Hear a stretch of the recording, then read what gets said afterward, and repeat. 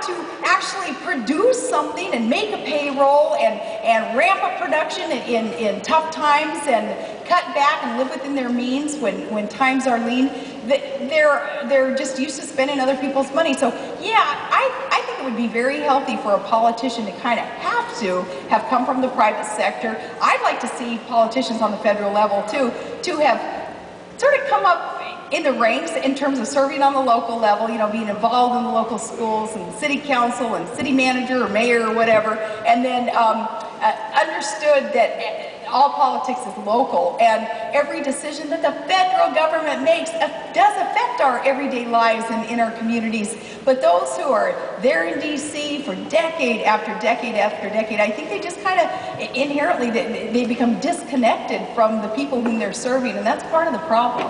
I know we're running a little long, but I want to get two more in. Number one, and then you can guess where the second one's going based on the first one I'm asking, okay?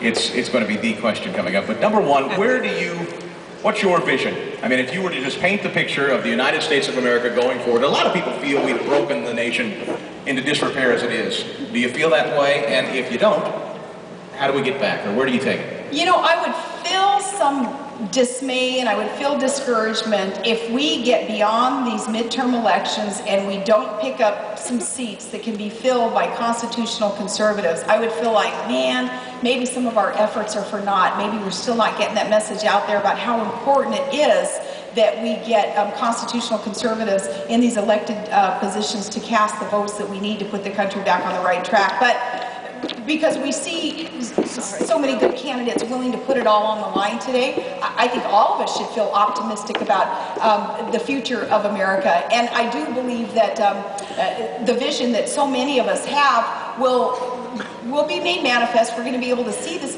vision fulfilled, where America is once again respected in the world, where people can look to America wishing to emulate the things that we do right in protecting our citizens' freedoms and having the best constitution that respects equality, respects life, respects those things that our founding fathers fought and died for.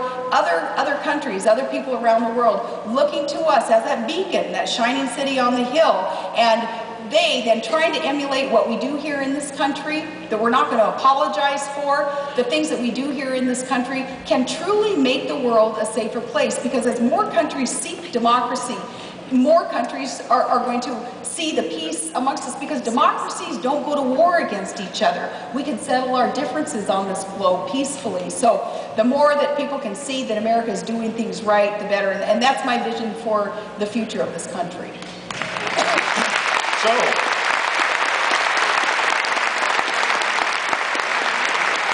here it is then. Here's the wind-up. I don't know, she sounded like a candidate to me there a little bit, didn't she?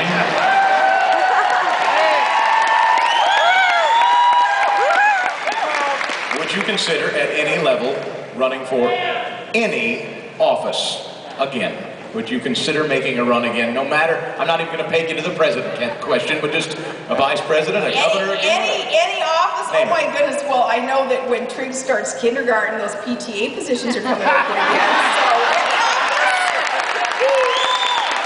any office? There you have it. Ladies and gentlemen, your next PTA president, Sarah Palin.